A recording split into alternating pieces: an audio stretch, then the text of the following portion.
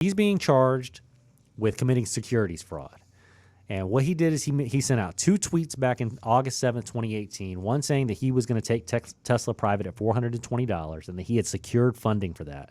And then a tweet later that day that investor support is confirmed. And the reason why it's not certain is it's contingent on a shareholder vote. And what it came out was 10 days later, and what it's come out to now is that this was basically false. What's happened at this trial is there was some pretrial litigation, and Judge Chen is the trial's being held out there in San Francisco, where Elon Musk is not very popular due to, if you haven't been paying attention, he bought Twitter and then he pretty much fired everybody. And Twitter's over there in Silicon Valley, San Francisco, so he's not popular among the tech guys over there, and he's having to stand trial in there. They made a last-ditch effort to move the trial, the venue, to Texas, citing that he couldn't get a fair trial there, and it was denied. But he tried to change venue. And what people are alleging is they bought Tesla stock on August 7th or August 8th or August 9th because he said he's taking it private. The stock price went through the roof that day. And this is back in 2018. Tesla was not doing good, okay? Tesla for years had been stagnant, and it was not doing good. And this is before the meteoric rise of Tesla through 2018, 2019, 2020 to where it is now. But basically, it shot up real quick, and 10 days later, it dropped off. And there are people who are saying, look, we lost a lot of money. And the first witness that testified for the plaintiff's attorney over there in the securities fraud lawsuit, he's like a 72-year-old guy who said, man, I lost $3 million. Like, I looked at that tweet like, oh, this company's going to go private. I better get this stock now. And then 10 days later, it's like, oh, that wasn't even true. And now the stock's plummeted. So before this trial came, the civil trial that's conducted by plaintiffs and plaintiffs' attorneys, we have the SEC, the Securities Exchange Commission, actually brought charges against Elon Musk for this exact same scenario. And Elon Musk settled with them for $40 million. And he has since come out and said he was coerced into that settlement, that he didn't really want to settle, but he just did it. What it really comes down to, for purposes of the civil trial, that settlement doesn't mean anything. And that settlement doesn't mean anything because it was done without an admission of guilt. And if you see a lot of times, that's what these companies do when they hit these big settlements, is they don't want to admit guilt. And the plaintiffs' attorneys cave to it, and the plaintiffs do too, because they just want to get their money. And these companies just go, we're not going to admit any guilt. So he did settle for these exact same things, $40 million, and he did appeal the settlement of that also, and he lost the appeal of that settlement. So he's maintained that settlement doesn't mean anything about the tweets. And he actually is maintaining that he did, while the tweets are technically inaccurate, that investor support was not confirmed, funding was not secured.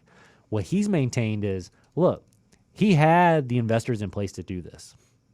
And what he's saying is he had the Saudi princes, of which there's actually not even a factual dispute. He had multiple meetings with them, and they were already big-time shareholders in Tesla, that they had expressed informal interest in putting the money forward to take it private.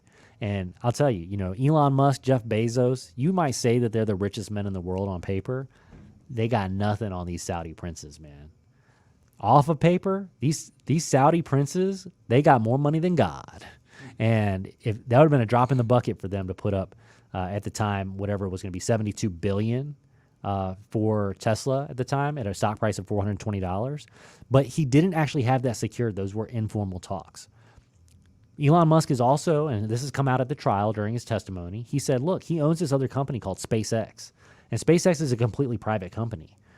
But just like he used his stock shares, he sold a bunch of SpaceX, like, I don't know, $25 billion worth of SpaceX stock, his private equity in the firm. He sold it off in order to buy Twitter. So he's saying, like, look, even if I didn't have the Saudi princes, I got my own ways of getting funding for this. So in my mind, I wasn't saying anything false. We could have got the funding. We could have took it private. They've also alleged that, Elon Musk was dating this musician named Grimes back at the time that he tweeted this. And she's known to partake a little bit in the marijuana, is what they call it, the Mary Jane. And if you don't know, 420 is kind of synonymous with marijuana. I think I looked it up one time online, and it was police code for marijuana at some point. I don't know if it still is Police Code 420, but that's where it came from. So people go, April 20th is the big pot smoking day, and 420 is what, marijuana, the community is always saying to each other. And so his tweet that he came out with said, hey, I'm taking Tesla private at 420, $420. They've said, hey, this is a kind of like a marijuana joke that you were making to make your girlfriend kind of giggle a little bit. Well, he's come out at trial. He goes, no, absolutely not. That it was just a coincidence. 420 was exactly 20% over the valuation of Tesla's stock price. So he's saying, no, it was not a 420 joke. Was it a 420 marijuana joke at the time? I mean, if you guys pay attention to Elon Musk's Twitter at all, I mean, this guy, he's a little irresponsible when it comes to what he tweets out. And so I wouldn't put it past him for making that 420 joke that day. But he's come out on the stand and said, no, absolutely was not a 420 joke. But he does say that 420 is an interesting number, and it does have like a karmic quality to it. And he doesn't know if that's bad karma or good karma anymore. He doesn't. But they've accused him of that. And he's also come out and said that he believes that he'd had the funding to take it private. So what that defense is going towards is one of the elements of securities fraud, that you didn't make a false statement or something that you knew to be false, right? And so was the statement false?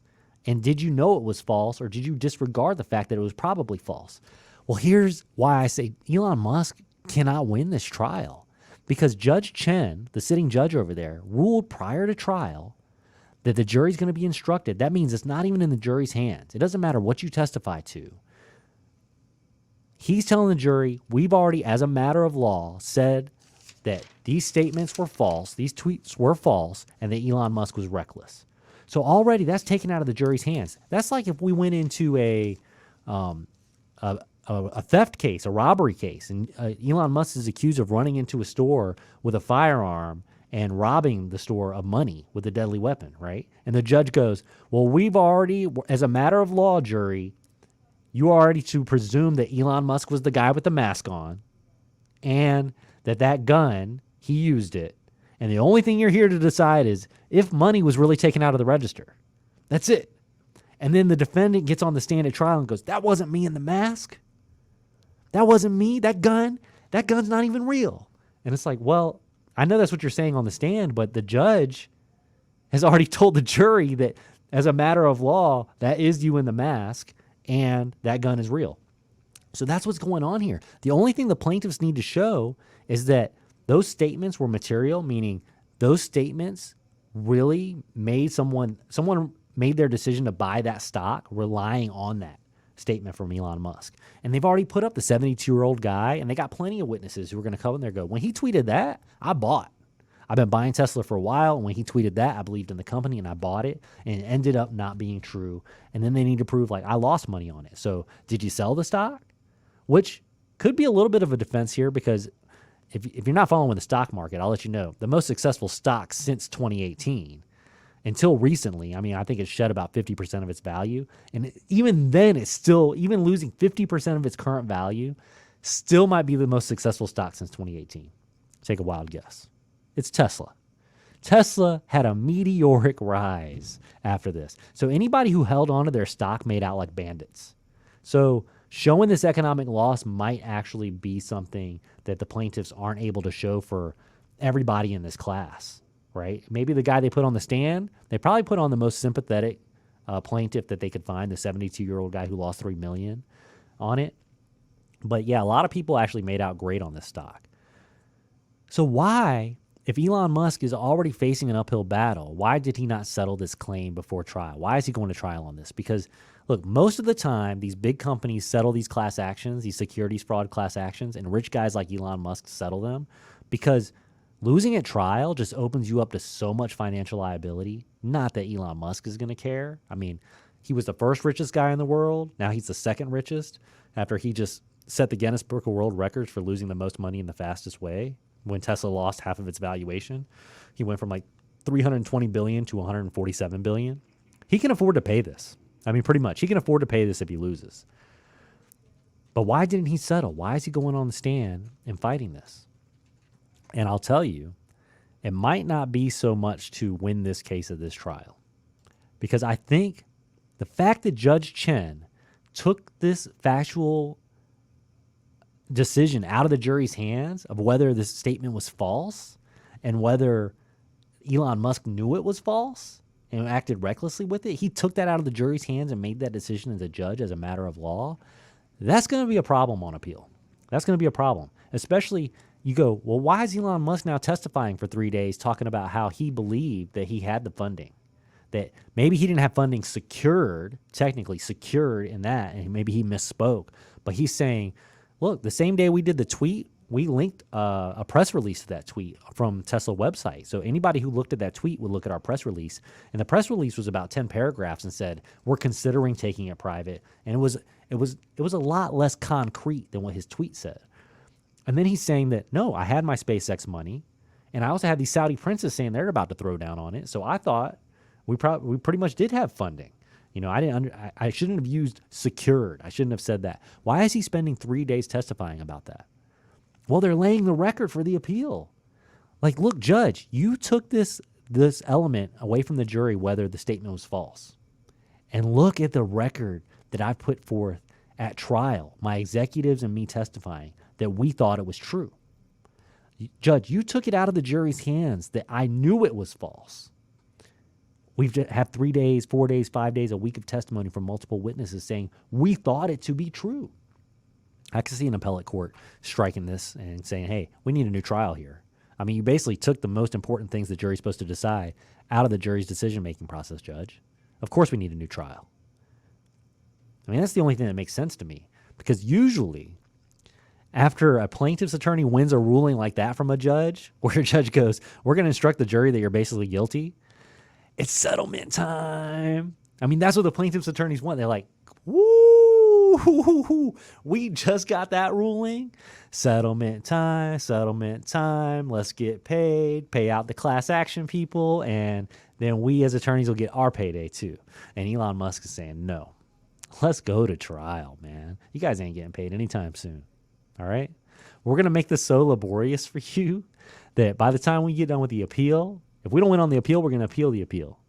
And when we get that new trial, man, these class action attorneys, they're bankrolling this whole lawsuit out of their pocket. That's what class action attorneys do. And so Elon Musk is putting them to the test. But as great of a decision that was by Judge Chen, it really threatens the viability of this case to survive an appeal. A couple of highlights from the Elon Musk trial that have come out is the plaintiff's attorney, of course, made the allegation that he did the $420 stock price because he wanted to make his girlfriend at the time, musician Grimes, laugh because she likes to smoke pot. So that's why he put 420 up there. Elon denied it. At one point, the plaintiff's attorney called him Mr. Tweet, and Elon Musk agreed with him. He said, yeah, it's very appropriate. Call me Mr. Tweet. And they laughed. And another big one was he accidentally called, and I've done this as an attorney too. You're so used to calling the judge your honor. Sometimes you call the witness on the stand your honor. And so he did that one time, and the whole courtroom just erupted in laughter. So there's been some moments of levity in this trial. At the end of the day, Elon Musk is he's not concerned about the money. I mean, I saw this guy recently. He was talking about whether or not we're living in a simulation. And I don't know if you guys have heard this theory that basically our civilization has advanced so far that we're living in a simulation now. I mean, video games are already at the point where you can see within the next 20 years, 10 years, you won't be able to discern reality from video games. And maybe the people in the video games think they're alive. So he really believes that. I mean, he believes that he's in a simulation, and that's why he's able to gunsling the way he does. Because he goes, look, none of this is real anyway. Like, we're just living in a game. And so, yeah, he's up there at the stand, and he's having a good time with it. And when he finished his testimony yesterday, when he walked out of the courthouse, he was pretty chatty with the reporters.